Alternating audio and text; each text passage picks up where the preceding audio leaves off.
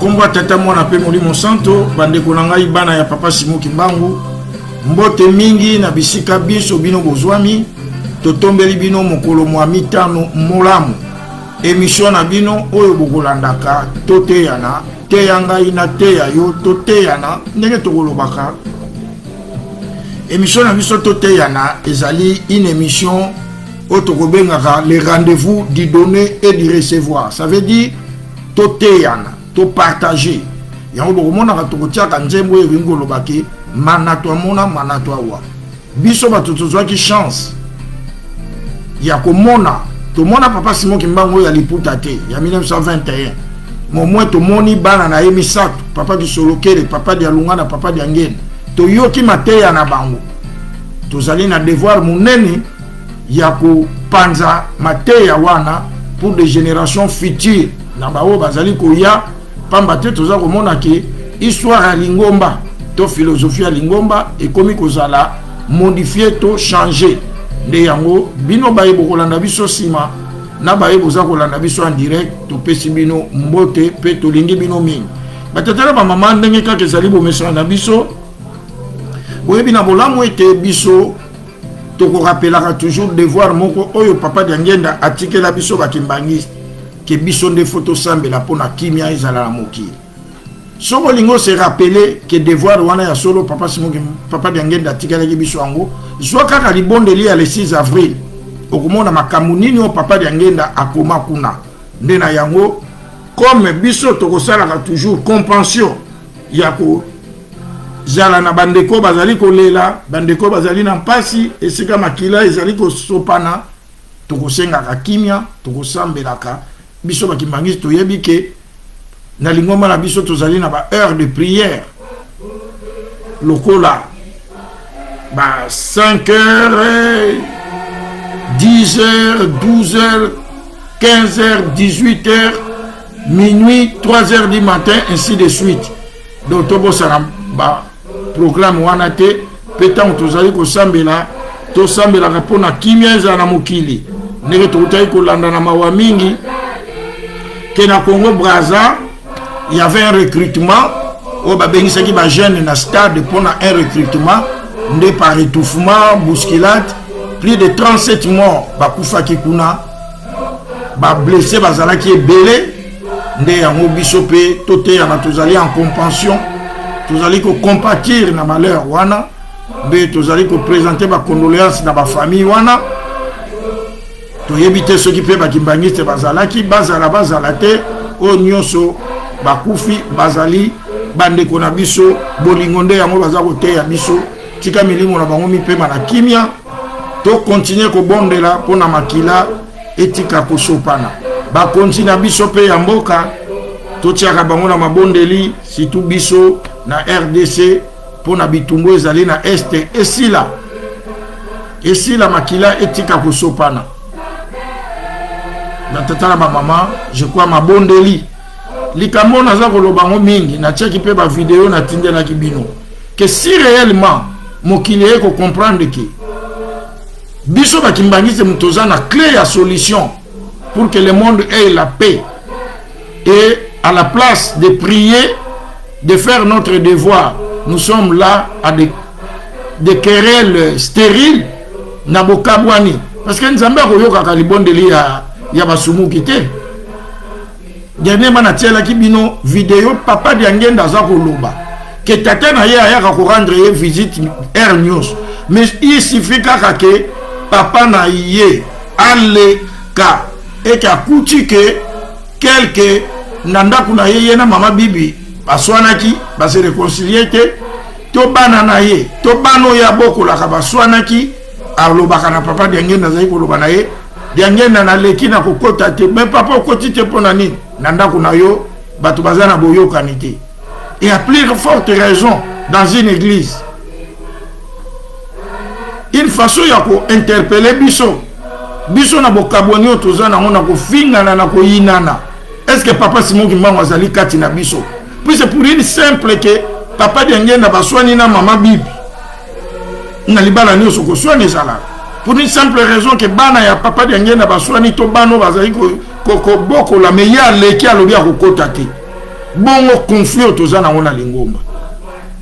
Est-ce que papa Simon Kimbangu azali toujours kati na biso wana eza motuna oto parce que mingi bakoki koloba papa motemeza loba bongo papa Simon Kimbangu kiangani azana azali papa Simon Kimbangu je le veux bien mais papa Simon Nzoto aza mususu ya molimo aza pe mususu papa Simon Kimbangu kiangani nenga azana deux aspects alati Nzoto yango tozoloba ye kaka mais est-ce que na molimo toza pene na ye ne malamu tozala pene na ye nana Nzoto nana molimo or po toza pene na ye nana Nzoto nana molimo biloko misatu ka ba papa batikelaki biso bolingo mibeko na misala or soko za na bolingo okosala moninga pasite okotia pe moninga libanda lingomba injustement te okolongola moninga na lingomba te poza na bolingo oza komitala ke soki ngai pe basalinga ngo balongolinga na lingomba na kozala ndenge nini mais puisque toza na bolingo te yango nde eza kosala place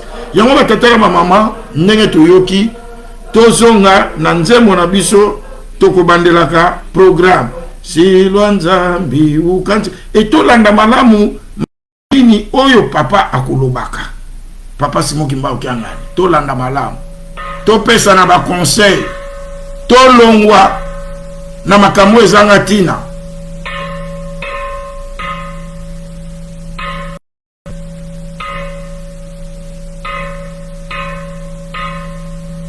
tolanda voilà topesa na ba conseil yango biso tosalaka nzambe alingi asala likambo mosusu soki tozotambolaka na désordre mikolo mpe ezali kopusana soki biso bato tobondelaka tomipesi likambo ekokatama tokota na badésordre te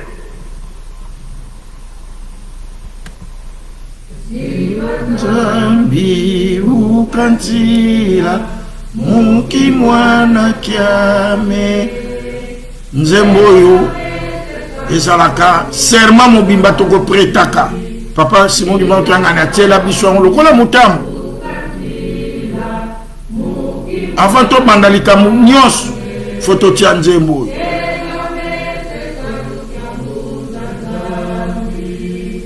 tosala mosala na nzambe na solobe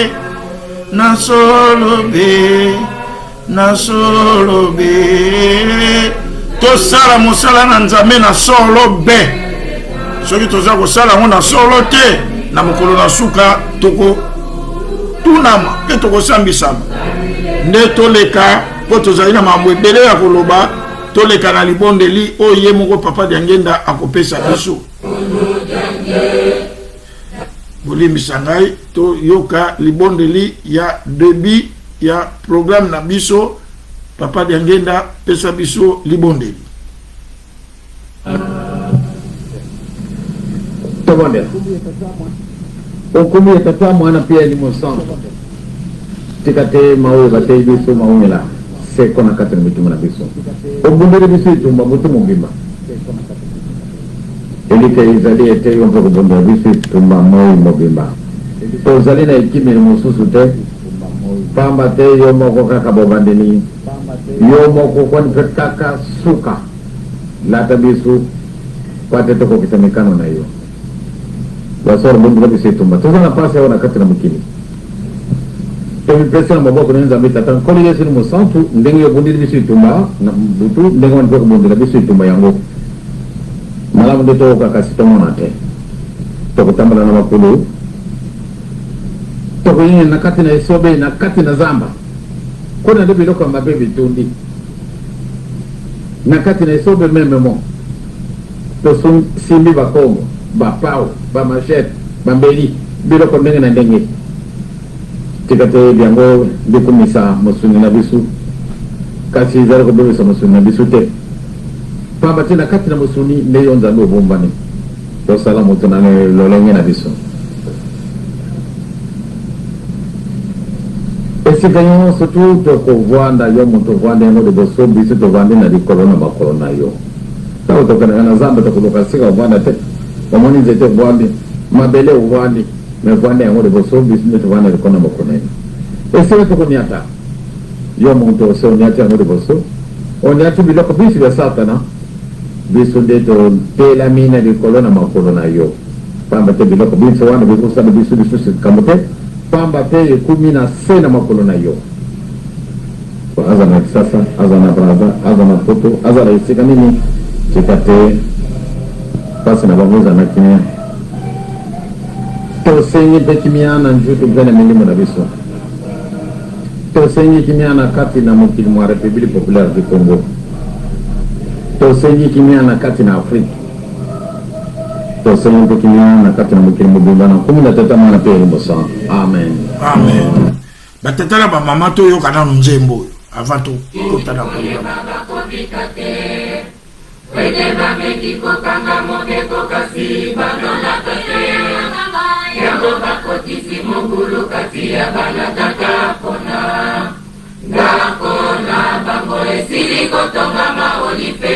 tolanda nzembo malamu batetala ba mama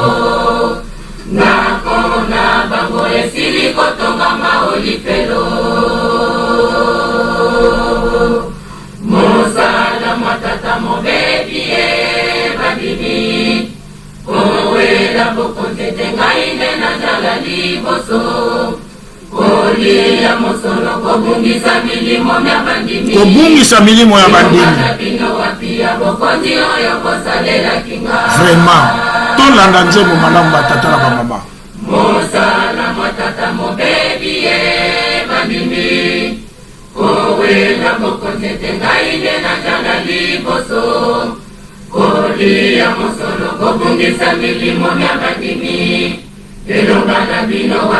mbongo bandimi baza komonela pasi bebino yango boza kozwir boza kovivre vie moko ya jouissance e bandimi yango baza kosala mbongo wana boza koniokola bango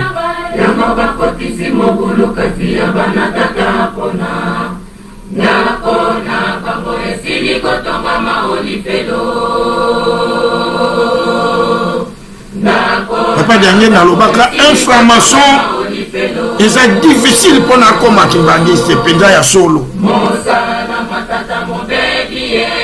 e papa Diange nalobaki Satan ayebisi ye ke akokota na lingomba akokota mpe na famille na ye e papa Mfungwa Mbanza ye kobakisa ke Satan azalaki libanda ya ndako akoti na ndako oli asuka na salon akoti na chambre batata na bamama nani azalaka na chambre na ndako oyo ya yo mwana ya mopaya akoki kokota na chambre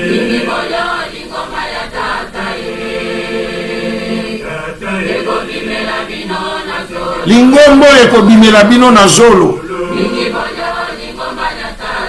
batata na bamama ndenge kaka boyebi bomesano na biso mukanda mwa Nzambe nde tokotangaka yoka bokoteya biso nini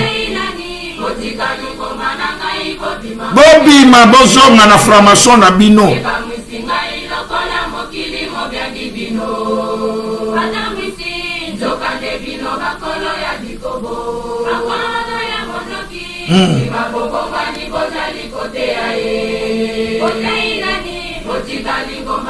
batata ba mama ndenge ezali bomesana na biso tokotangaka mukanda mwa Nzambe mpe tokorapelaka bato nyonso bakolandaka toteyana ke papa Simon Kimbangu atikaka eloko mosusu te atikelaka biso Bible mpe alobaka ke botangaka yango régulièrement ezala doctrine ya lingomba na biso ezala philosophie ya lingomba na biso nyonso ezali kati na Bible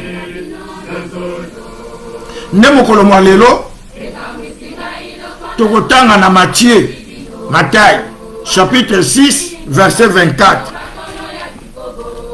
soki tozwi tokoka kotanga na kombo ya tata mwana mpe molimo sango Matthieu 6 24 kuna elobi boye nul ne peut servir deux maîtres à la fois car ou il haïra l'un et aimera l'autre ou il s'attachera à l'un et méprisera l'autre. Vous ne pouvez pas servir Dieu et Mammon. Et bisotogoloba, vous ne pouvez pas servir Papa Simon Kimbangu Kiangani et les réseaux.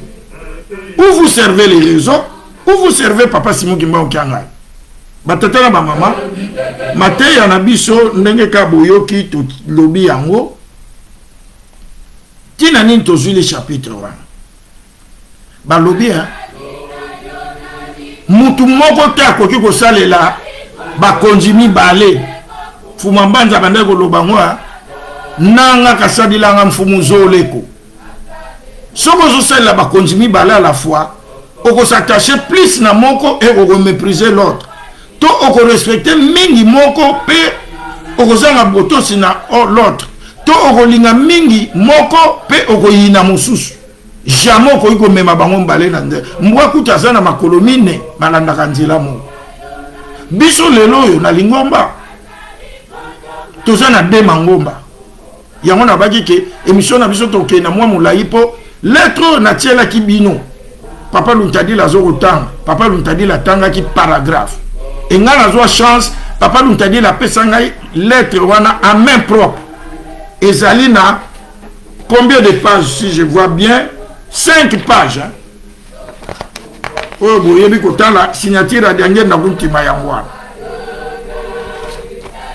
Papa diange na lettre wana aloba makam. Tokotanga lettre wana à son entière. Donc à son entièreté. Tokoki kosale la banzambe mi balete à la fois. Ou ozo servir Papa Simon Kimbangu Kiangani, ou ozo servir réseau. Na kopia bino exemple quand je dis que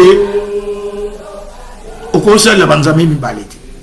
Toko ce exemple il y a papa représentant oyo bautayi kotia na Angola sikoyo. Délégué. Tango akomi na Angola, tata wana lobaki malobani. Papa tindi ngai. Naya kosangisa bandini. Oyo nyosa kolinga nkamba na zongi se na lingomba. Tango réseau ayoka kiango. Réseau ebengisi ye. Donc réseau elobi na ye. Ou olingi kokota na réseau, obate la poste na yo. Ou olingi kolanda Simon Kimbangu Kiangani oyo lobi makambo atindaki yo pe opère de poste na yo. Et tata wana lokwa ndimi a garder poste na ye pour raison te pesa ba poste. Tata wana a koti na réseau a zongi na Angola a changé. Malobo Simon Kimbangu Kiangani tata molimo santo ayebisa ki yango lisuta za ko sala a komi ko sala la ya réseau. Ba tata ba mama yawa mukanda nzambe lobia, il y a rien de nouveau sous les cieux. Tout ce qui est, c'est tout ce qui a été, et tout ce qui est, qui a été, c'est tout ce qui sera. Na mukando tokotanga ya Papa Diangenda, bokotanga pe que Papa Diangenda a parlé de 2 églises.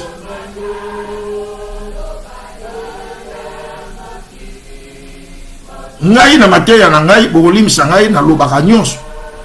Papa Dialungana tango azalaki koloba ngai na koloba ngona kikongo na ko traduire abi mono bana ba Saint-Denis Jolanga ye ba musicien ba faki ba ubu na bukanga ya udiam kani bwei kanileni sazibuka alobi ngai na kolingaka paroisse ya Saint-Denis na poto na ba musicien ya faki pamba te soki ba yebi ke likambo za ndenge wana te ba kosala te faki naza koyeba ke faki mbala mususu faki batieli bango minduki boy bo beta onkembo mais lokwa faki ba utaki déjà pas papa mfuma mbanza ba yebisi ba bite onkembo ezakaka ya yo eza ya bana te bana bazela tour na bango ba yela faki minduki boy ba beta te faki awa na Paris. Je vais donner un exemple. Problème moko le kaka je crois na papa pasteur délégué à l'air wana papa Mpasi ndeko na ngai na kolinga ke mingi Joseph Mpasi papa Mpasi alobi na ba musicien ya faki abi lokola bosali boy même ngai Mpasi na kufi bo betelanga musique te ba musicien ba yebisi mais papa Mpasi soki yo kufi bon to beti musique to koyeba ngote to ko betelo musique te nengo za na bon mo pour comprendre que to beteli yote culte national esalemi programme nyonso eleki totelemisa sikoyo président du collège viari nyonso ayebaki na EPG atelemi ale nzembo pa bamusicien nyonso baotala ye tala faki oyo paroisse ya Saint-Denis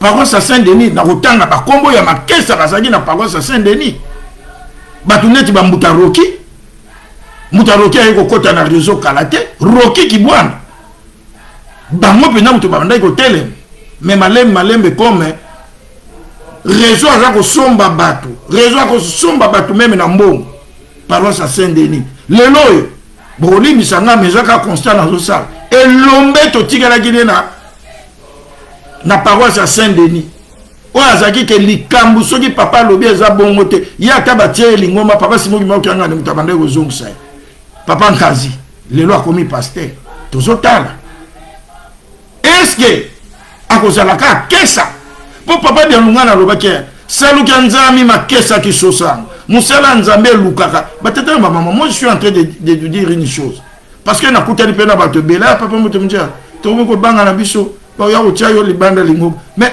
soki batata na biso na ye moko papa Simon Kimbangu ya liputa bazaka na bobangi yo biso toza nango mpona kobundela lingomba nde lelo tolobelaka bankole nde lelo tolobelaka 37 000 familles nzembo boyokaka kana fotukangama ketu nzembo wana elingi kolakisa ata tokokangama tozali na kobanga te. Donc batata na biso bakoko na biso basinyaki yoma mpona kobundela lingomba oyo Fuma Manza lobi bakoki kotia yo libanda lingomba menga na yebeli yo libanda lingomba te bakoki pe kotiko na lingomba menga na yebeli yo libanda lingomba. Conscience likambo nyonso oza kosala fo banga nzambe na yo kobanga mutu te lelo biso na lingomba tokomi kobanga mingi brise tout na armée le tout po bango nde basimbi nkosa kibota soko sakanika pa kibota batete ba mama. Mais lingomba malembe lingomba ezokenda maboko ya baframason. Nani azali na video te o papa ki solokele azoloba na pointe noire même mona munu bandoki na baframason mais ya imekuza kuta na point noir même mona on TV. Qui ne sait pas en Afrique na biso que siège ya franc-maçonnerie eza na Congo Brazza. Mama ngani alobango président Afiki balongola yi. Lelo ba poste clé nyonso ezoke malé président général Afaki avant na Brazza ekei lelo présidence nationale ya surveillant. Donc les deux postes clés ezali ke et donc ezali attaché directement na papa Simon Kimbangu ngadi mokonjaburu eke na Brazza. Lingomba ezokende malembe na maboko ba fro batata mama tangu baza koloba ke tozala na courage ya kobundela lingomba courage ya kobundela lingomba elingi kolobani na kopia bino exemple dernièrement na culte national papa Brice tout Abedashu azui micro azoyebisa bandimi ke ça sert à rien bokende ke lisu nkamba natindelaki bino video wana ezali sous na tina monte parce que bango ba calculer mon limite au kenenkamba akofuta billet 1000 et quel séjour na ye kuna te papa lo bien bozwa ka mbongo botinda bino bokendeke na bino te. Donc on a plus besoin de notre argent mais pas de nous pour na to kenenkamba nkambo mfumwa mbanza komela mukanda mobimba lutombo kanga ku Yerusalemi et biso to koli na ngombo to yebike ba papa ba conseiller biso ke soko za na possibilité faut mataka na nkambo au moins 3 fois na année mais Brice toi lobi botinda kaka mbongo bokenda binoti mais omoni oto za ko senga ya mwana bongololi ye wo voilà ne makamu yango zolukam balobi te ke violence te oyo wana yango te wo atiabo wo to yokana wo te to yebeli yango bongo te armée le tout na paroisse à montrer pour la makambo ya mbongo ezaki kuna babino bandimi mutu batiaki nani wana lor bakotaki lukutakanu ya bandimi yabi lukutakanu pe ya bandimi ezalaka yabi oui habité na lingomba na biso lukutakana bandimi ezalaka te babimiseli ye mokanda mfumu mbanza babi papa tanga mfumu mbanza akomi bandimi fo basalaka lukutakano au moins une fois là lukutakano lwa minkuikezi Armel et tout répondra biloko nyonso bapapa bakomaki depuis le 8 juillet 2023 biloko nyonso eza tombé kabike se kwei to osala nde lukutakano bato oyo bazalaki na réunion wana ya montreuil botuna bawololi wo nde yango biloko ezolukama eloko bo tomoni ke ezali bongo te batata na bamama tobanga nzambe tobanga Simon Kimbangu ya liputa tobanga bamvola misato tobanga Simon Kimbangu kiangani ketoke no ba parce que bato wana bakoki ko influer même na molimo na biso mais qu'est-ce qu'Armel et toi azara na molimo na yo oui comme Carmel et toi koki ko betelo pe na mwana okani pe nani ale balongoli pe na yo na lingomba toujours kende wapi batata na bamama lingombo maleme toujours teka yango lingombe zo kende nous sommes là impuissants toujours banga bakolongola na lingomba batata na bamama tango zo sala likambo banga bato na tangeli yo wana banga Simon Kimbangu ya banga d'abord nzambe mokeli qui a créé le ciel et la terre qui est juste banga Simon Kimbangu ya liputa banga bana nemisato banga mama mwiru banga Simon Kimbangu kiangani. Donc on s'est posé la question, moi c'est comme ça que je fonctionne Bolimsanga. Est-ce que ce que je suis en train de faire, je sais que ça ne plaira pas au réseau, mais est-ce que ça plaira à mon Dieu? Oui, ça plaira à mon Dieu, je le fais. Réseau bazo côté langa banane, mais puisque je sais que je suis dans le droit chemin, Mateo ngana yokaki nasi ba voilà bango misato jamais na ko détourner ya. Siko tata na mama Mateo na biso. Yozo sale la nan. Oza mon ndimi ya réseau, toza mon ndimi ya Simon Kimbangu kiangani. Poso oza mon ndimi ya Simon Kimbangu kiangani, nasi na yebisa bino ke Simon Kimbangu kiangani azalaka na mabete. Souvent monika likamo eke eza juste te ou papa Simon ou azanzambe ou azanzambe te ora anzambe donc yete na malembe soki kaka biso tozala na naïveté o tozo sala siko lingombo de bima pe libanda te parce que je vous dis que botanga ngo bien papa dernier na comment on a livre vert pour église na biso soit reconnaissance officielle to ko fêter bientôt on a le 24 décembre batata na biso basala ka manifestation le 17 juillet 1957 bakene na stade Roi Baudouin na nzembo ya kana votu kangama basigné yoma le wana belge na minduki me babangi yete ali biso tozo banga Armel et tout na Brice et tout bazo terroriser église mobimba salu kanzami makesa kisosanga wana mfuma mbandi asimbi nga na loboko alobi nwani na dibundu kuyamu didio kwa banguluko kadi salu kanzami makesa kisosanga musala mwanzambi lukaka bilombe mono bana basende ni izolanga yeba musicien lelo ba musicien surtout que ba pesa biso ba titre ba musicien nyonso politique bazwa ba pesa bango misala bazana ba enseignement bazana banani siko akoya ko bimisa mutu a perdre de poste na yazo zula mwa lipa donc deux postes clés o yazali ke ekoki ko bundela papa Simon Kimbangu kiangani réseau a serjwa et akamati ba direction générale nango atindi yango na Braza batata na mama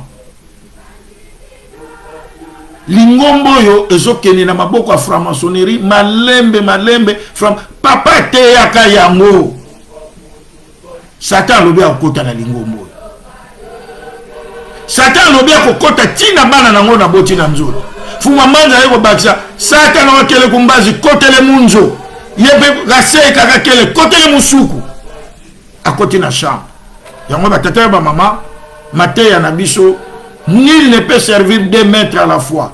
Moi je sers Simon Kimbangu kiangani. Je ne servirai jamais les réseaux. Et puis pour le tokota na mbala moko na ba question ba poser. Au moins il faut qu'il y a réseau. Le loy. Nena obaki biso to kosala liso ba dénonciation te. Biso ba ndolobela ga makambo ya mfumu longo. Papa de Angenda. Ye wana kaka papa Simoki ma okangani. Fuma mbanza lera tikali. Ba yana ya keile kine ya kei. Waza kili bosona ya kei ya suka kei ya kina kacha tikali. Azwa micro alobi ngai na ye kolongola te na ye kobakisa te. Oyo bandeko nanga batikaki yango wana. Papa Simoki ma okangani lera azwa musalo aloba na bisoni. Ya ye kokokisa. Batata na ye batei biso 40 ans. Aye ko bakisa te. D'ailleurs il est allé plus loin pour dire oyo batata na nga batika kite bokoti si na lingomba bolungo. Oyo batata na nga batika ki bolongo la bozongisa. Mais réseau babi non. Réseau balobi non. Lelo toko kenena on a quelques questions ba pesi biso awa. Tozu likambu ya mis sous discipline. Pa biso to lobela kaka nenge papa de ngenda salelaki. Et dénonciation ko salema yango mo. Po papa de ngenda lingomba papa Simoki Mbangu ya liputa atikaka église dans le sens de l'église té. D'ailleurs papa de ngenda na tiela ki bino vidéo ma lobi soki ba benga na kabiso na ba église té lingomba on de salemati. Ba ko benga na batu na ba église quand vers les années 40 quelques. Ba monique ba tata na biso bazali ko sa assembla pour ceux qui ba moni yo kende na catholique té ton na protestant ton armée di sali ba ko soupçonner yo. Na moi bakei kosambela kuna na pokwa bazongi bakei na lingoma na bango ya kobomba ndetango bato mangoma na baki ko reve babino bino bokosaka bosambela ka yera bobima na lingomba ne idée zwaki bon tout ça na lingoma na biso siko tango ekoki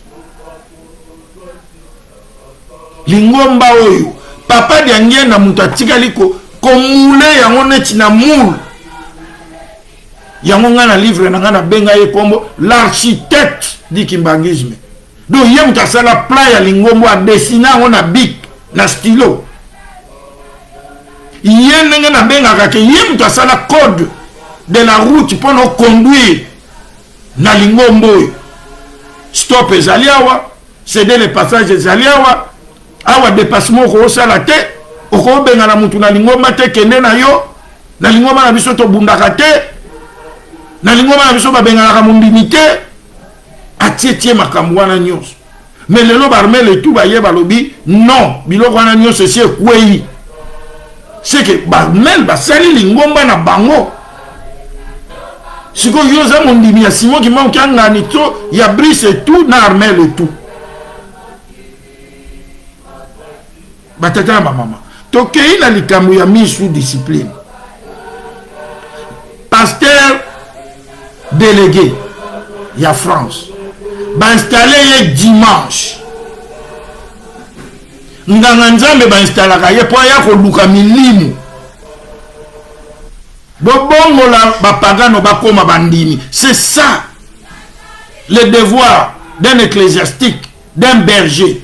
Ba nommé ye dimanche lundi, la première lettre qui signe ya bonganga nzambe na ya kotaki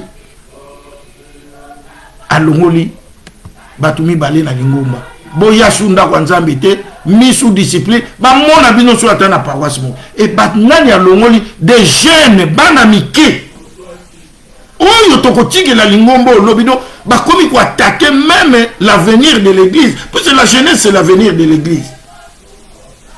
Et ce qui est marrant, nous avons de près, tant que nous avons nommé hier lundi, première réunion du conseil national, il y a vendredi. Maintenant, il y a sous discipline, Andy, na Terence, à côté de la réunion, on a banane. Puis cette première réunion est vendredi. Mais dans la lettre, il écrit le conseil national. Mais le conseil national ne s'était pas encore réuni. Ça c'est faux. Le conseil national viendra se réunir 4 jours après que lui ait sanctionné. Non, il a sanctionné lui-même. Peut-être maman, biso beto sali mo administration muke. Na administration ba komaka jeter.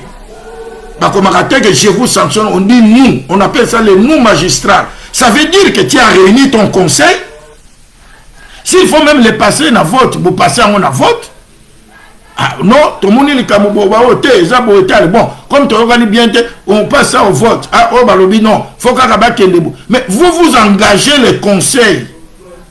Un conseil qui ne s'était pas réuni. Bino peut pas membre du conseil, vous vendez na bino kimia, engagé bino na likamoko, bino boyebite. Bana mike bongo. Kotia bango li banda lingoma. Et ceux qui wana te. Na batata na bango. Mais si koyo contradiction na mukando yo pasteur national akomaki alobi alongo li bana wana na lingoma parce que puis alongo li bango c'était on lobi na mutu ko sambela ka sute. Ba mono na paroisse mongote. Si ko longo la nyoso na lingoma ngoma. Si ko bana wana ye akomi na mukanda na yeke ba beta ki brise tout.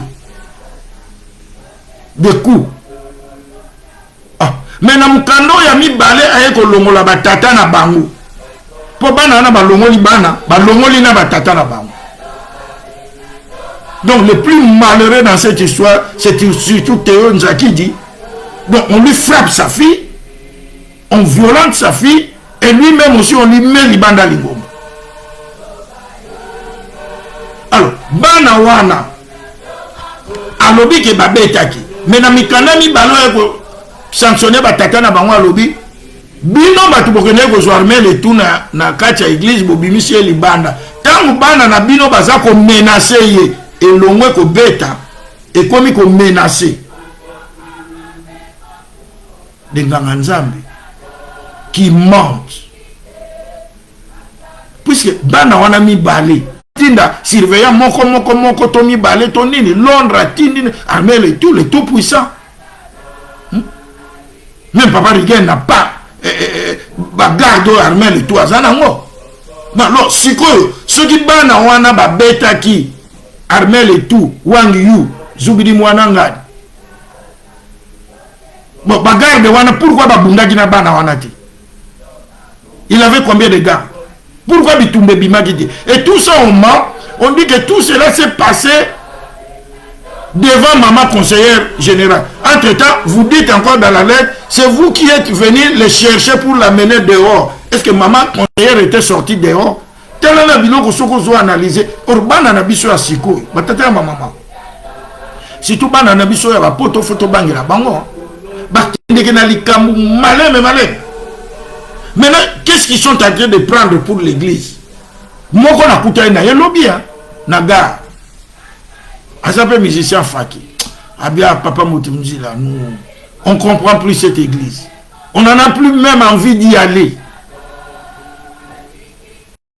On comprend plus. Moi, on a moqué. Abi ba comprendre sur le côté. Donc, bana na biso ba benga muto lukuta un mythomane. Maintenant, nous avons des pasteurs mythos. Pour moi, on a conscience qu'il y a un bêta quitté. Mais si vous avez un bêti,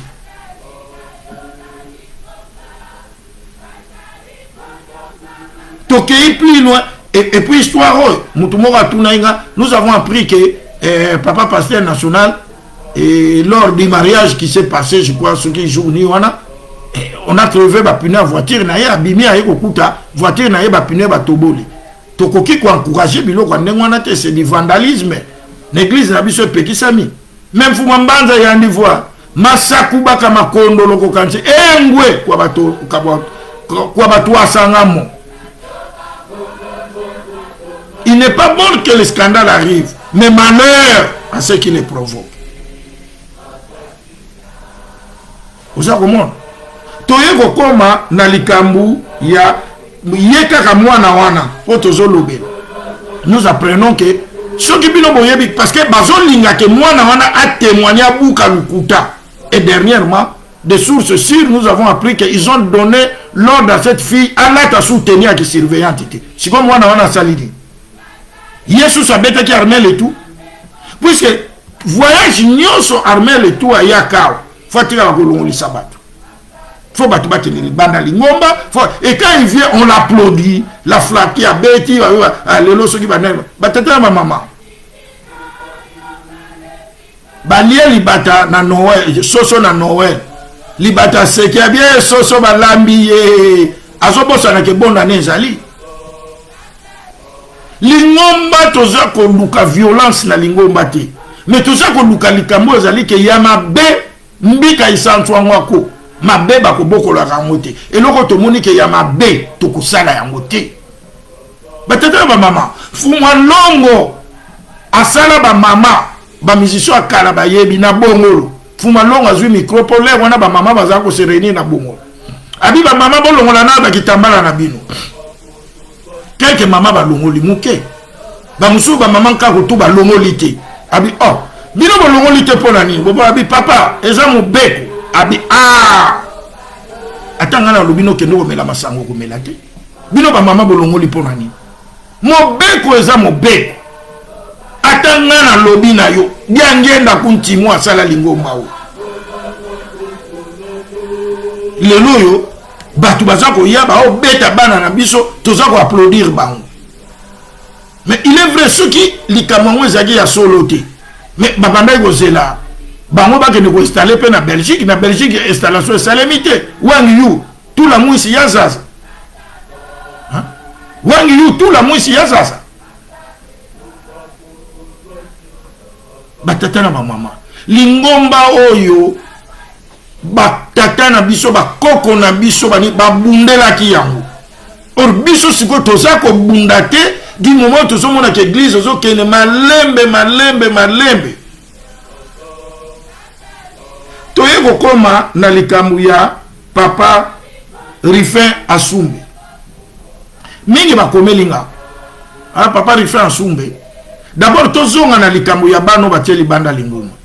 Est-ce que le pasteur national a le droit de mettre un fidèle d'une paroisse li banda lingoma? Non. Bango moko na lukutaka no bauta iko kangake makambo zongi na ba paroisse. Si réellement le pasteur national avait constaté un pasteur national qui suspend un simple mondine, c'est de l'entorse. Une administration qui n'existe que chez nous. Appartenir à la paroisse Moko. Il aurait instruit pasteur paroissial na bango que j'attends boye et pasteur national paroissial akoyoka bango d'abord. Mais pasteur national muto akomiko samisa bandi ko longola bandimi na lingomba sa même samisa bango. Toyeko koma na likambo papa Rifin Asumbe. Papa Rifin Asumbe est président général. D'abord na la parenthèse. Mingi bokomelinga na ni peto tirer une leçon.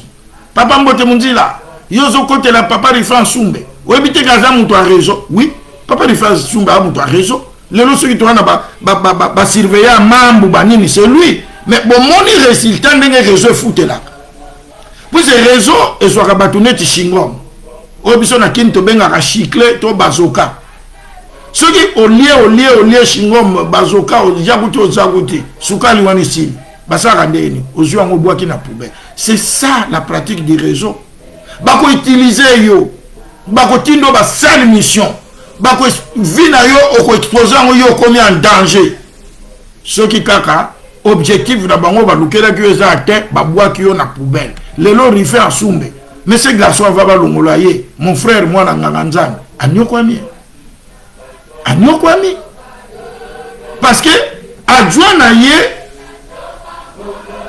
Armel et tout était plus puissant que lui. Son adjoint nommait les gens, révoquait les gens, sans que lui, le président général, ne le sache. L'administration est solo. Ce qui est là, comme Armel et tout, ça fonctionne en cabinet.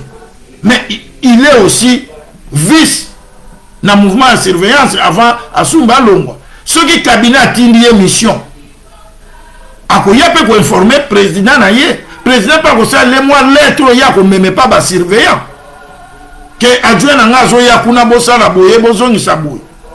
Est-ce que tant armé la tambo la kao asa tangela bino lettre mongo ya Rifin Asumbe a souffert mais comme balingi ki bokonzi. Et pourtant moi je lui conseillais bien, faut savoir quitter les choses avant que les choses ne vous quittent. Rifin Asumbe, mon frère, s'il était prudent, il fallait déjà mis Longolo la yemo. Alingaka Longwa ya kokende balibanda lingomba te, puisqu'il n'était plus président. Donc bazaki ko luka ndenge nini ka ba ko zwila ye pona armée la zo poste wana. Mais biso ndenge to koloba ngana zaka penzonzi. Na kinzonzi balobaka to zalaka ndeko ali kambu to zalaka ndeko amutuke. Rifan Soumbe c'est pas quelqu'un que moi je peux défendre. As un membre effectif, il y a raison. À municipé batou passe. Ba surveillant plus de 500 surveillants ba vendre na banda ko pona ye. Mais au moins, procédure au Sali pour un président général signé par le chef spirituel qui doit être entendu par un pasteur national. C'est de l'entorse. C'est de l'entorse. Vice de procédure. Un national. Vous avez dit Soumba Zali. Rifan Soumbe qui général na yazaki mokonzi ya un national pour y pas aller na président national ya ba surveillant lokola bangudi danganga bazala lisute Rifan Soumbe devait être entendu soit ba créer commission mo ndenge ba créer na cabinet oyo chef spirituel a mandaté bango a pesi bango mandat parce que règlement d'ordre intérieur ezali babi aucun membre de l'église ne peut être jugé par une instance supérieure à son grade, et inférieure plutôt. Faut la juger un organe moko supérieur, c'est le règlement d'ordre intérieur qui le dit. Mais Rifan Soumbe, un président général, Bazako, juger un pasteur national. Et bien, tiens, il y a le pasteur national, Rifan Soumbe appartient à une paroisse. Je crois que papa Rifan Soumbe n'est pas en Ankamba, donc sa paroisse menée à Yankamba, à Jérusalem. Donc, balongola mundimi na PVT. Mundimi po tia il banda lingomba, papa d'angenda baba sala ka PV ya signé, ba benga ka mundimi, bolaxie ma bena ye tout ça, bon papa to tia il banda lingomba. Et paroisse muté tia ka mundimi li banda lingomba.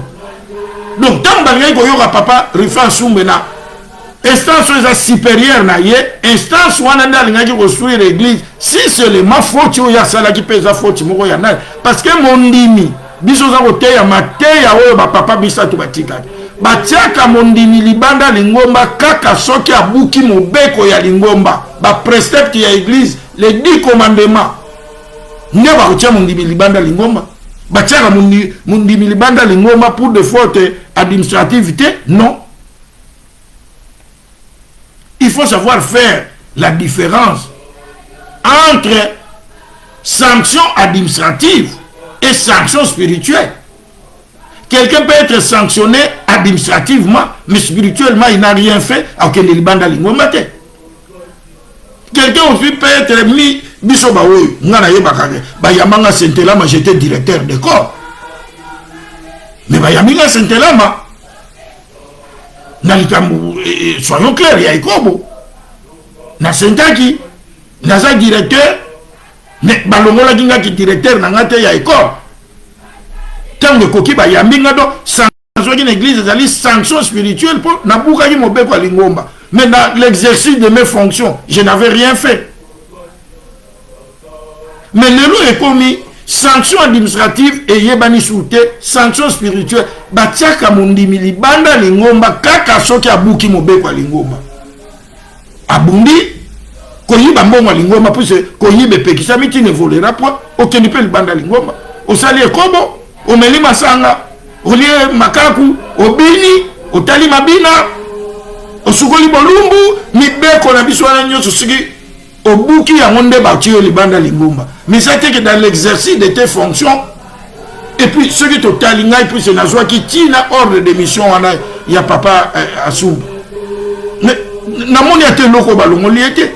Puis c'est en sa qualité de président général.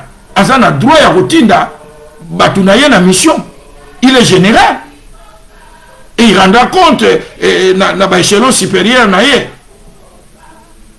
Mais le col a basé pour Lukaka armée les tourne des fois joie nani wana nde yango jusque là balongoli et épée sa biso ba mususu liteya que au moni suka ya raison ndenge futela ba makeneshi ba zwa li futi ya réseau papa na ngai yo azaki chargé de l'évangélisation azwa lifuti ya réseau Mbuta Mario réseau c'est a utiliser bato neti Senghor azakuti akobwaka yo yango wana toyeba batata na mama biso tokosalela nani tokosalela Simon Kimbangu kiangani to tokosalela réseau batata na mama toza kopusa na émission na biso tokomi na titre na tiaki na émission na biso.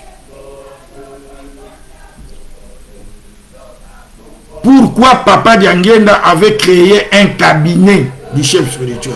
Papa Diangenda a créé un cabinet. Donc les mal chez nous les kimbangistes, nous ne lisons pas.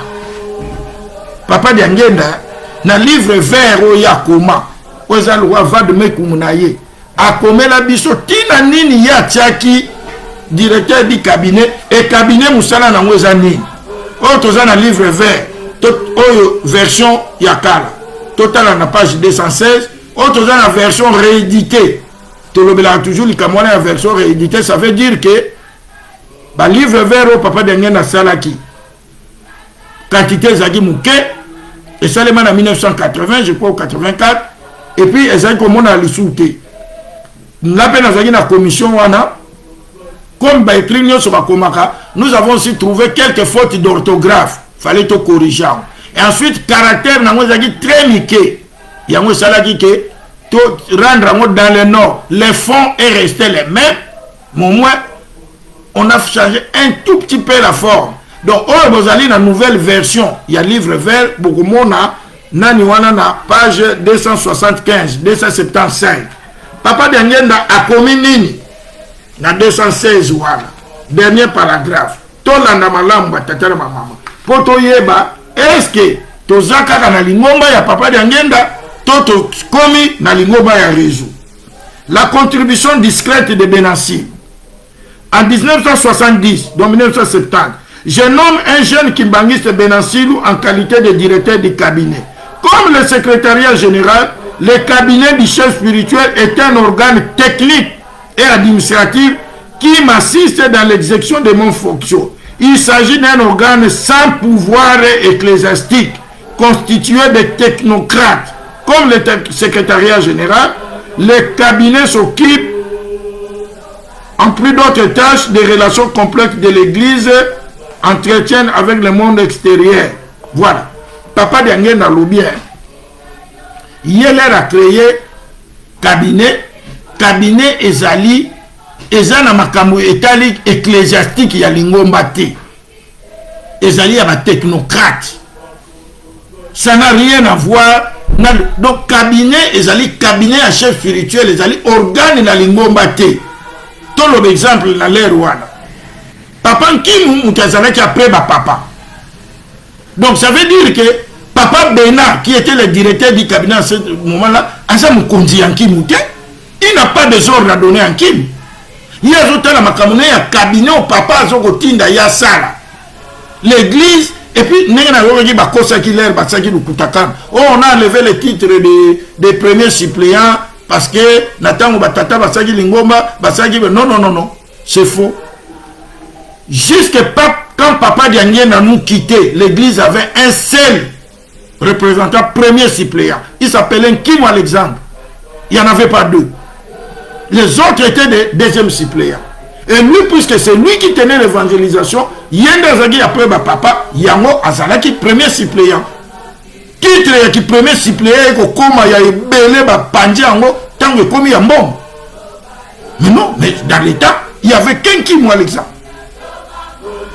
Mais lelo cabinet à chef spirituel na banganga nzambe batu lokola ba révérence urbain ngana lobanga na zakande kwa likam na zakande kwa mutu te. Mutu neti révérence urbain, un mobilisateur comme celui-là. Pour nous tirer un cabinet pour ça la nine. Ceux qui vont dans la ville à Kinshasa, peut-être tout le monde a oumeli pour éviter la monotonie. Mais ville à Kinshasa, papa de Siwa a fait combien d'années? Papa Mawete a fait combien d'années? Là où il y a l'instabilité du personnel, il n'y a pas de développement. La nomination en cascade, la nomination et Pelissimoto, en Afrique du Sud, toujours désolé, en Zambie, la Bengi Ngai, na évité. Tata na zulagi numéro na ngawa il est un Gabonais na Gabon. Abi, on m'a donné ton numéro, je suis tes émissions, mais moi je suis Gabonais. Nabi na bon, je peux t'appeler à telle heure, puis je suis à l'église. Non, au travail. Tant on a saisi Moussala, na bengi. Abi na Gabonais, tout ça. L'église qui m'a dit ça, tout ça, Gabonais, kaka peuple, so katangi les gars, so qui combi. Tala na pe parole na biso. Église qui m'a dit ça, lobi na nge koti na Gabon, depuis ceux qui ba 80 quelques, qui le lo ba Gabonais, ba commis 20 ité. Abi, mais chaque fois qu'un Kamba envoie des nominations, on n'a jamais désigné un Gabonais. Attendez, les gars, comme moi, Papa Moko, je crois si le nom de Mampouya, c'est lui qui est venu installer l'église ici. Tout ça dit même qu'au sein de la Nanda Kunaï. Nous étions Kaka Mukebo. Abi Mouto Batia Sikoyo. Nous avons dit que jour Moko, tout ça dit Bembe, Gabonais Moko Akufaki. Non, Kimbagi c'est Moko Akufaki. Tozo Yemba. Tata wana zoleka aye akoti atuni biso. Oh, njoke église Kimbangisi zaka na Gabon oui. Abi bon ngape na Kimbangisi. Bon enterrement za lobby à lobby na koya ndeko kota na Lingoma. Quelque temps après tata wana katiki sasa aye na lettre ya ko mukonza Lingoma. Abi au moment où je vous parle, papa, parmi les nominations là qui sont sorties, j'ai une cousine là qui est à Outara musulman. Aye na Lingomba tant pas mon clair tendenge makambo zo tambola alongwa na ye aye bisabiso azonga na ye na musulman. Donc lelo na ba nomination abimi mokonzi afki diaconesse je crois. Donc on nomme un musulman, tout ça parce qu'il n'y a pas de décentralisation des pouvoirs. Ba nomination zoko bimisa nungun net na ba Belgique ezana batu ba se retrouver ba nommer na 4 postes, ba nommer na national, ba nommer na chorale, ba nommer na paroisse, ba nommer. La stabilité du personnel ya on te sisitaka développement ya on siko moyibe koti makasi na Lingoma parce que et comme on va benga na ki Congo zandu dia tankier pasteur l'air batier azako luka s'enrichir noki po bientôt ba kolongolanga mais ba pasteur ba sai ko umela na yebisa bino na émission le kakia total na ndenge papa de ngenda tikela ki ba personnel na ye secrétaire général a fait 40 ans ba papa bébé ya président ya JTK depuis et seulement à 59 est-ce que bazala ki ba petu mais puisqu'on cherche la stabilité qui trop embrasse mal les trains. Kanashiko, ma quelle est en Afrique du Sud, ma quelle est partout. Na Gabon peut qu'on a certains mais coupé là. Na Zambie n'en parlons pas. Na Goma. Mais ceux qui va lobby, baza ko sala kama là. Batata ma maman. Cabinet ya chef spirituel. Ça n'a rien à voir avec l'église. Beaucoup de temps na livre vert na page 216. Papa Bena n'influait pas sur l'église. Et puis Papa Bena voyait comme un pasteur bien loin là après là. Il était un laïc. C'est un bureau de technocrates. Et puis là, on a autant de mukanda ya Papa Diangenda. Nebo yeba, qu'est-ce que le cabinet, qu'est-ce que le secrétariat général? Batata na ba maman, boko limbi sangai.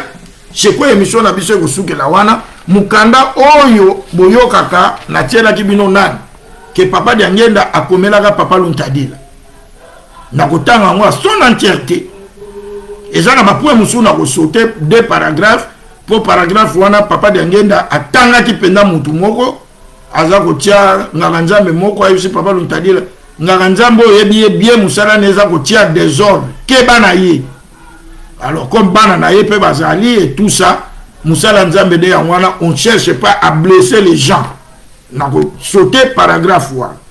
Total na malam. Total na malam, l'homme soit papa Moutoumdilo Julien Wap. Total à peine en souka, signature, il y a papa Diangé. Nous avons analysé lettre. Donc, papa, au monde Moussala Nenga Bandao papa Luntadila a sali rapport, mon pas papa Diangé. Et papa Diangé a acquis réception point par point. Et papa nous t'a dit là, le jour où il m'avait reçu demi ses copies à lobby, nous avons dit que papa a komelanga. Na sale qui est rapport mou. il n'est un jour avant. Après, on a kepe pas na yi. Tant on a commis, abinanga, lycéen, tiens là, assis-toi à moi. Na moni kaka, nazo c'est la papa. Papa silisi, alobi, atanga quand même, tenenge batanga ko brio, atira mo kaka, a signé. Pas, tu es caché na lycéen, c'est pour toi. Après, singa mukando. Cette lettre, Otokotanga, na tiela kibino moi, extrait au papa, l'untadi Lazari Kotanga. Cette lettre date le 17 septembre 1969 à monsieur le secrétaire général de l'église kimbangiste. J'ai l'honneur d'accuser réception de vos 4 lettres. Tola namala moi, papa Dianged. Abi, j'ai l'honneur d'accuser réception de vos 4 lettres datant toutes du 17 septembre et portant les numéros 132, 139, 140, 142, barre, tout ça. Le contenu de toutes ces lettres a attiré toute mon attention. Dianged Dakunti. À ça quoi, accuser réception. Donc il exploite son rapport. Secrétaire général à Ngomba a commis lié à sali rapport ya Ngomba pour ça musala na yé. Quant à la première citée concernant le comité de bourse, je n'ai pas beaucoup à vous écrire sur la décision qui a été prise lors de votre première rencontre avec les personnes choisies pour statuer sur les candidatures. Je vous en remercie beaucoup. Pour la deuxième lettre, donc lettre à Liboso, à Lobiango, à Komela Kiye, Makambo ba bourse, na bato ba poni po bazwa ba bourse, abi nazar et Kamakolo Bakunati. Je vous remercie. Donc, il lui laisse faire son travail. Donc, c'est lui qui a choisi. Abi, je n'ai rien à dire. Ok. Pour la deuxième lettre, surtout en son 3e paragraphe, les rencontres, les racontards qui vous ont été faites par quelques membres du collège qui se disputent du pouvoir, je tiens à attirer votre attention sur le fait que dans vos réponses, vous devez être prudent car vous ne savez pas qui est celui qui vous arrive d'une manière sincère. Quand vous recevez un membre du collège qui se présente pour vous raconter n'importe quoi, veuillez garder votre silence parce que vous ne connaissez pas réellement ce qui se passe. Et si vous voulez connaître ce que je vous avance ici, vous n'avez qu'à venir me toucher et je vous en parlerai. Alobi, makambo komela kingai, ya ba membre collège ba ekotala yo po baza kowela kibukunji. Na sengi yoza la prudent. Et na yebiti na ni na lobelia. Et papa dernier de prudent aboyi ko komangu. Soko lingo yeba ngona mozindo yakana lobela yo ango boye en face. Pour ceux qui a commis et kotika ba trace. Tantôt il faut blesser Batou. Voilà l'administration de l'église. Je vous en parlerai en face. Mais yo zala prudent pour yebite Batouana bazo yela yo. Ngana yebi makambo ezana bango. Naboyi kokomao. La présidente de ce collège par Tata Alexandre Nkimu ne peut pas être contestée par un membre quiconque du même collège, car je suis le seul. Batata na kosongi la paragraphe. Naza sirke bo landanga. Donc soki na kopesa copie oyo pa ya batu, ngai pe na kosala prudence ya kolongola 2 paragraphes na lobi na kolutanga te wana pour ne pas blesser bana ba famille ba koko ya tata wana papa tanga ki bon na ndenge penda bien dit. La présidente de ce collège par Tata Alexandre Kimu ne peut pas être contestée par un membre quelconque de ce même collège, car je suis le seul à désigner tout responsable de l'église. Nazaka kangainde mutu fona pona responsable de l'église mutu mususu te na pona ki Alexandre Kimu mutu akoki ko budeye te. On peut, c'est possible, lui reprocher certaines faiblesses. Oh, papa Dengue. D'accord. Mais, qu'on le veuille ou non, lycéen. Papa nous a dit la communauté lycéen. Il faut beaucoup prier pour que le Seigneur vous donne la lumière et vous connaîtrez le véritable motif qui occasionne cette collision. Abi, papa nous a dit lycéen. Fonzamba fungolo miso. pour nous yeba nini ezo le entre ba membre ya collège wana na yebi ke papa nkimu azana ba fayi na ye ozolanda aza mutu azangi ba fayi te mais ngai na moni ke yende fois za la wana papa Dengue va continuer ça 5 pages mais yango to aussi c'est l'émission d'autant à onyoso en ce qui concerne les lieux de réunion pour les collèges. J'espère que vous vous rappelez, Lucien, que quand j'avais distribué les locaux à Matete, j'avais réservé quelques salles pour leur permettre de travailler. Mais puisque leur présence dans les bureaux était très irrégulière, j'ai dû par après céder toutes ces salles à la direction de l'enseignement. C'est ainsi que pour le moment, je suis en train de me démener pour achever quelque chose à Bongolo afin de leur donner l'occasion de se réunir et de travailler d'une manière digne. Alobi na rapport au salaire que ba membre à collège ba lobi na yo baza na place ya ko sala réunion te moyebi ke tango totongaki na matete na pesa ki bango ba loko mais ba loko na ba kendenge na bango réunion te ba kendenge na bango bureau te yango na mona ke comme enseignement zanyoki ba classe na pesa ki on mesiko na zo bongisa na Bongolo pour na tela bango place ba travailler bien vous avez un rapport et vous donc secrétaire général à ça étayer le fonctionnement de l'église. Les accusations, paragraphe dans le bail, de tel. Voilà dans le cas. Parce que ces accusations ont été faites par Moutouar. Quant aux suggestions que vous avez bien voulu me proposer, le collège devrait être un conseil consultatif de l'église. Je n'y trouve pas d'inconvénient. Pour les rencontres dont vous parlez au numéro 2, je voudrais qu'on se trouve d'abord ensemble avec mon frère pour pouvoir discuter. Alobi, likambo lobaki nangai pona collège, un collège consultatif. Nous sommes pas d'accord nango. Mais pona oyami balo lobaki, tikelanga ta na solo la d'abord na frère nangai. Azo répondre papa ici. En ce qui concerne le troisième courrier, attributions qui leur ont été confiées, nous ne pouvons pas les leur supprimer d'office sans qu'il y ait la consultation entre moi et mon frère. Donc papa Luntadi l'a proposé que moi l'attribution moi bapesaki et longwa tout ça, il y a jamais na kosala ngona noté sans qu'il a consulté mon frère té. Donc papa Dengue a travaillé étroitement en collaboration étroite na bande konaye. Toleki. Quatrième, le secrétaire général assurera la responsabilité de ces services et consultera le collège en cas de besoin. Ne pose pas de problème. Oh, le baki peke boye, ça ne pose pas de problème. Cinquième sera discuté. Le cinquième cas au Komela, ça sera discuté. Quant au sixième relatif à l'application des méthodes, principes et méthodes de l'Église, je crois que ce sont là la ligne de conduite que tout dirigeant qui m'anglise doit suivre pour la bonne marche de l'Église. Je pense que le secrétariat international a sa raison de le dire. À l'obéque, les principes et méthodes, il faut responsable de notre Église à respecter. Je suis d'accord avec vous. À l'avant-dernier paragraphe qui parle des rapports que vous avez à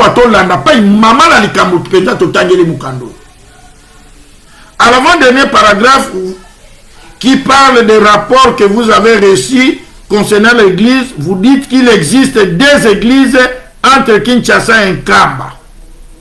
Rapport aujourd'hui au Komelingaïke, Bapesio, Banani ke Nkamba, na Kinshasa et comme il y a deux églises distinctes. Non, ne dramatisons pas les choses.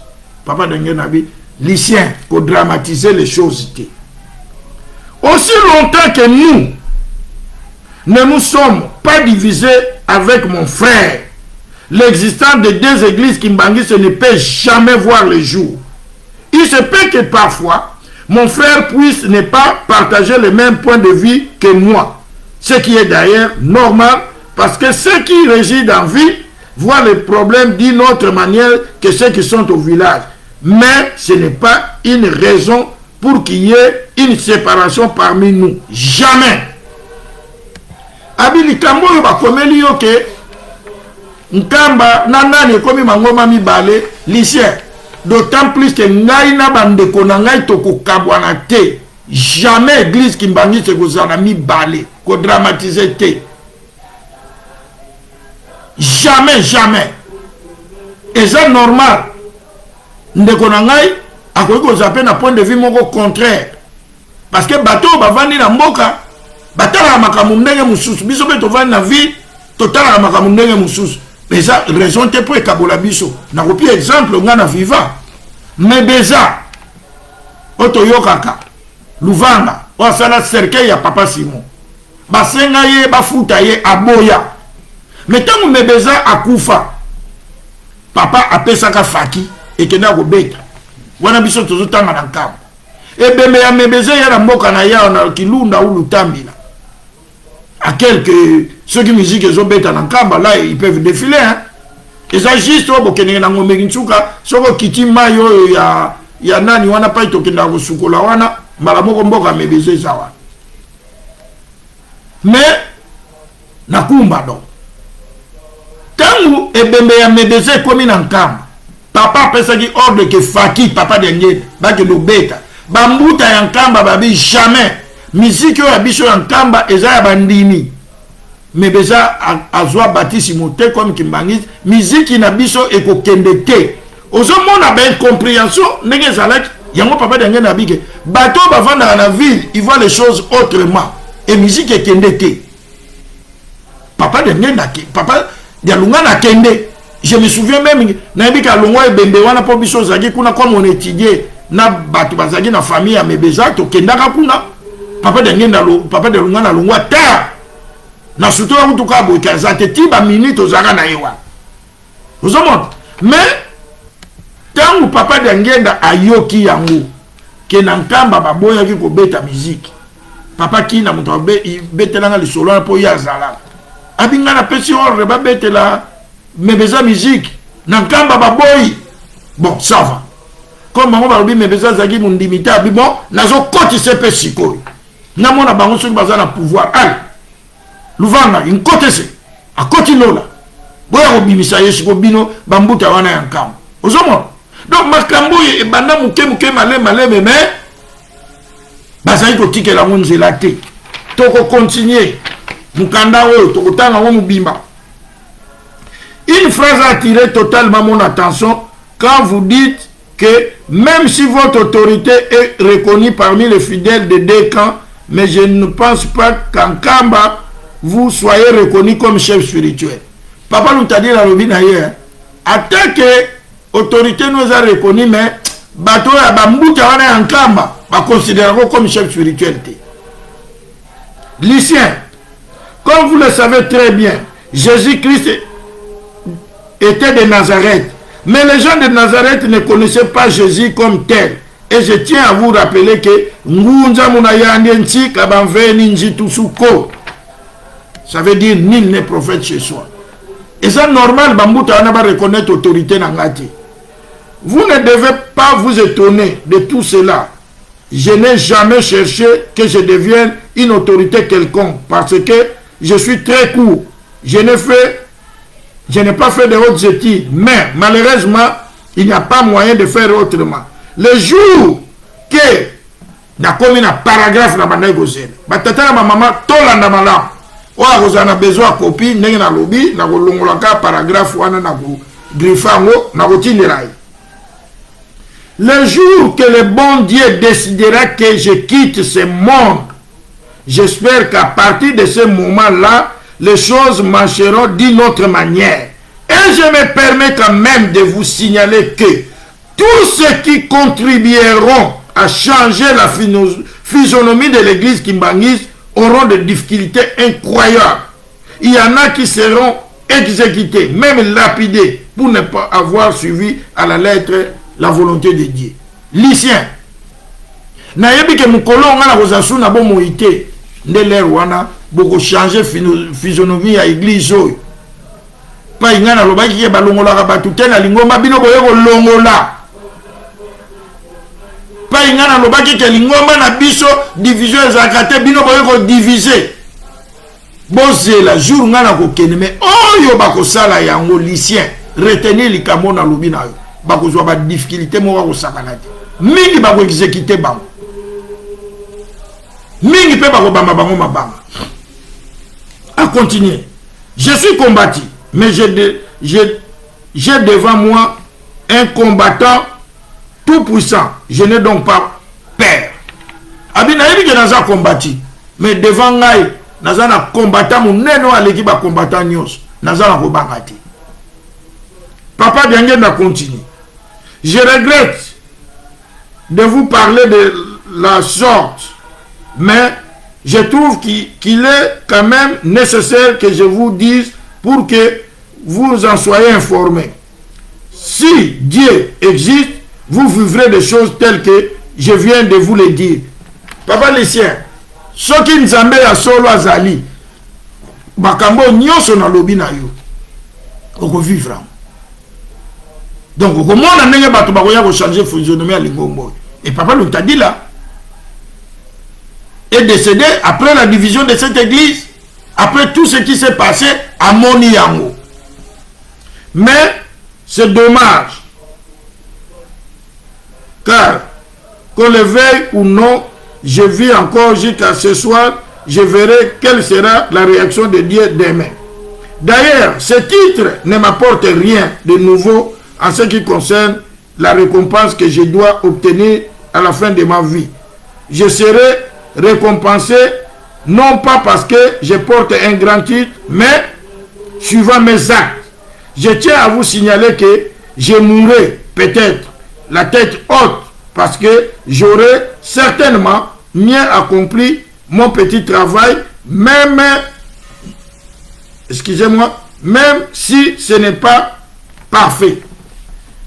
Alobi mokolo na kokufa naza sûr que na kokende tête haute parce que naza sûr que na kosala l'effort à travers mes actes bagrade oyo te oyo bopesi ngo ende komema nga na lola mais ba acte na nga naza kosala. Papa Daniel na continue. Dieu me voit au moment où je vous parle. Malheur à ceux qui seront de nous diviser. Dieu me voit au moment où je vous parle. Malheur à ceux qui essaieront de nous diviser, car c'est là, je le dis d'une façon solennelle, il faudra pour eux leur attacher une main au cou pour les précipiter au fond de la mer. Car ils ne calculent pas encore l'importance de notre existence et vivre en unité avec mes deux frères.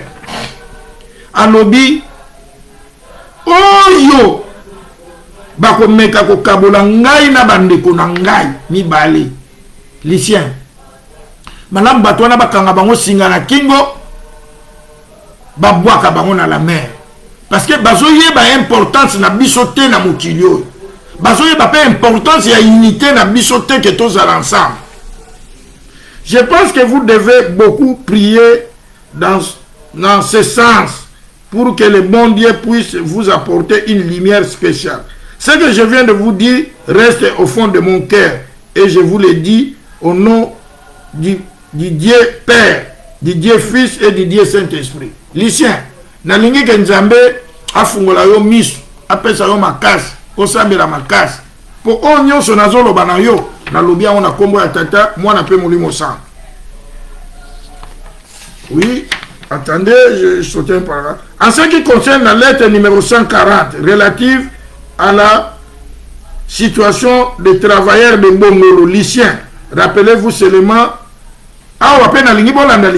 rappelez-vous seulement la parole biblique. Vous êtes le Noé qui était en train de construire ce bateau sauveur de l'humanité. Le secrétaire général donne un rapport à son chef. Alobi, tant tanga na Bible bino bozali lokola bateau yo bozali kotonga masuwa ya Noah.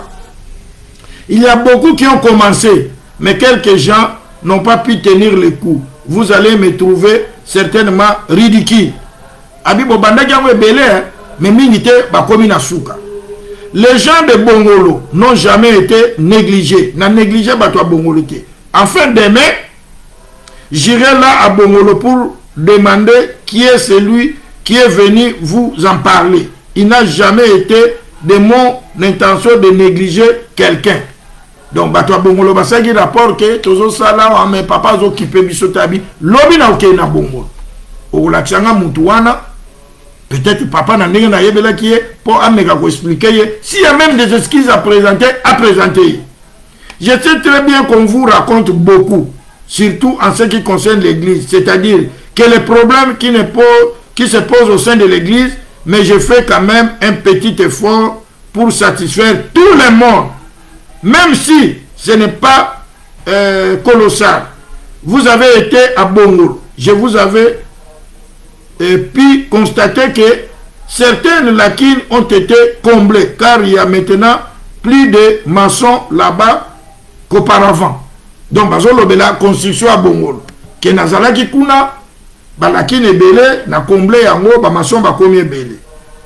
Je sais que vous venez d'arriver de l'Europe et qu'il y a beaucoup de problèmes qui se posent au sein de l'église, lesquels méritent d'être résolus le plus tôt possible. Naebi ko uti na poto, oye okuta makambo belé, il y a moi je crois papa luntadi la un moment que negi koye ko la na poto. Donc je crois les raisons qui tel que j'ai pu comprendre cette lettre, à Salineti état de lieu. En tant que secrétaire général, bi papa talandeye na kuteli lingomba, voilà. Je vous demande purement et simplement, et quand il s'agit surtout du problème financier, ne faites pas des promesses aux hommes qui travaillent avec vous.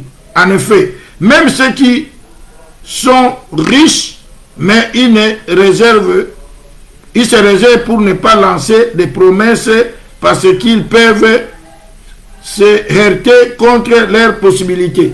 Alors, je vous conseille même yo.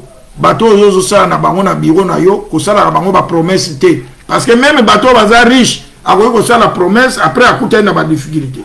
Je crois que vous êtes en train de construire, mais voyez un peu quelles sont les dépenses que vous devez faire pour acheter les briques, les tôles, des éternites pour terminer votre maison. Voilà ce qui peut vous donner une petite idée sur cette situation. Abi papa nous t'a dit là yo pour zotonga, wana zotonga na bosengi. Ozosomba batol, ozosomba ba brique, ozomona ba difficulté ozo rencontrer, et ça même chose na oyo ndenge yozolobe.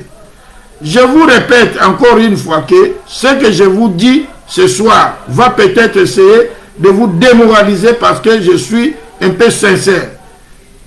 Des hommes vous disent peut-être qu'ils ne sont pas transportés de chez eux jusqu'au lieu de travail et vice-versa. Batu baye kolobela yo ke mutuka ya komema bango soki basisi musala to bazoke musala ezalité. Si on devait suivre les instructions que moi je donne, nous vivrons moins de difficultés, mais hélas, on attend que papa soit toujours là et qu'on leur dit. J'ai toujours mis un camion à leur disposition. Moi-même, je n'ai jamais cherché quoi que ce soit et je n'ai jamais utilisé ce véhicule que j'ai sollicité au président de la République comme un bien personnel. Je n'aime pas. Alors, on a tiré kuna na Bongolo.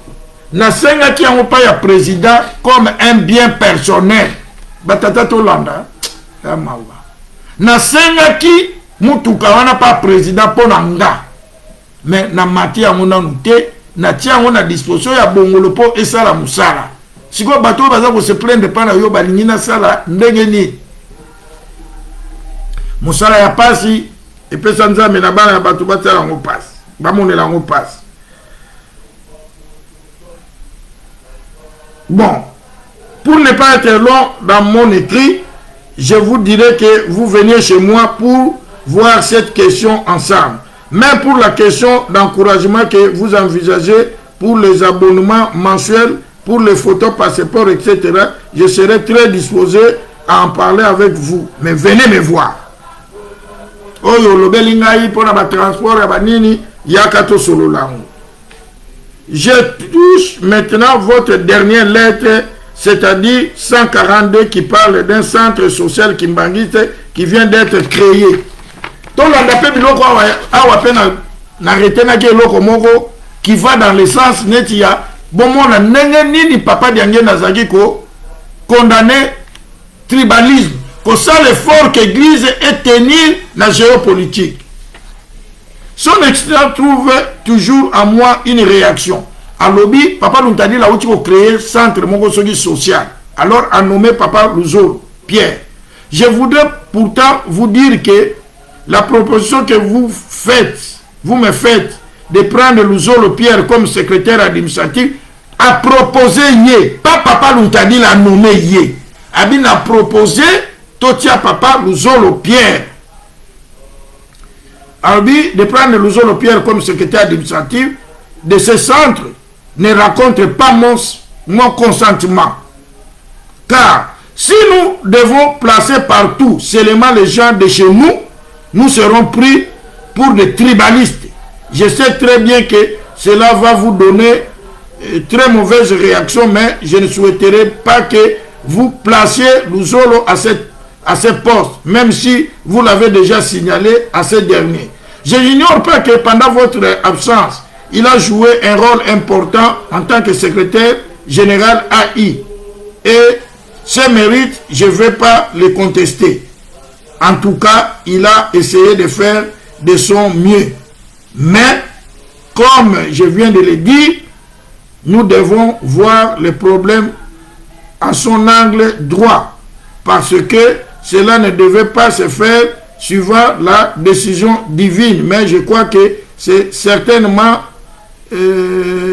puisque de temps en temps, nous devons prier pour être guidés afin de ne pas nous heurter contre la volonté de Dieu. À l'objet, proportionnons à Luzolo Pierre. Ils ont bien.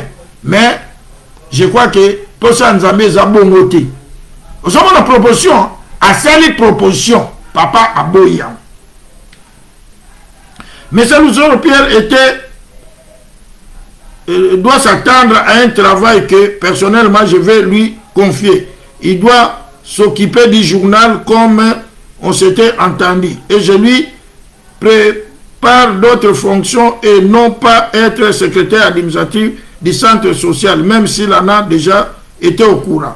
Mais s'il faudra me dire de quoi va s'occuper ce centre social, ces renseignements m'est indispensable, car il existe déjà un centre social créé par les femmes kimbanguises. Je me demande alors si ce ne serait pas la même chose que nos mamans ont déjà commencé. Donnez-moi la lumière. J'espère que vous n'allez pas prêter à cette longue lettre les intentions que je n'ai pas. J'aimerais donc que vous venez me voir dans mon petit bureau pour essayer de nous entretenir un peu longuement de toute cette situation. Veuillez agréer, monsieur le secrétaire général, l'assurance de ma considération très distinguée, Joseph Diangenda Kuntima, chef spirituel. Point misa tout aussi ces missions na biso to retenir la lettre. Collaboration, il y a papa na secrétaire général. Papa lobby Lingomba jamais kotika la kozala mibale du moment bon c'est le moins ce qui ngana ki mais oh ba kosala yango malheur na bango batata na maman to komi na suka mission na biso to tuni kaka to teyaki to zala na banzambe mibale te ou oza ko tosa Simon ki ma ngani ou oza ko tosa réseau soko oza ko tosa Simon ki ma ngani yeba volonté na ye ezaka ka teke ye kaka coûte que coûte. Mais volonté na yezani yango toza ko sala to suki bongo la mokolo mwa lelo to pesi bino mbote pe to tombeli bino bon début de week-end na kombo tata mwana pe molimo santo to leka na libondeli ya biso ya kosukisa programme libondeli na biso ya suka to bongama to bondela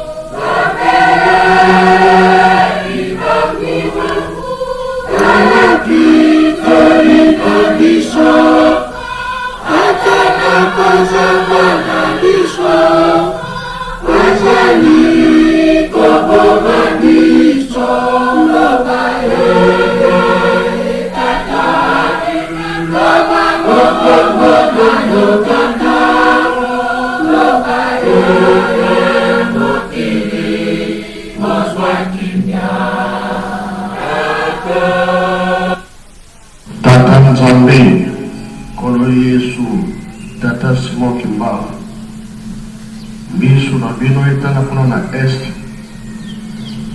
tala mapikila ya bato ezali kotanga mingi pokatela biso likambo wana nzambo za mfumu wetu Yesu Kristo lizola kwa nzambe wa sedeto liungwa lya mwana velela bikawakalanga yetu kukawa kwa yeyovu Amen. Amen. Botikala malamu nde tomonani poseza koya.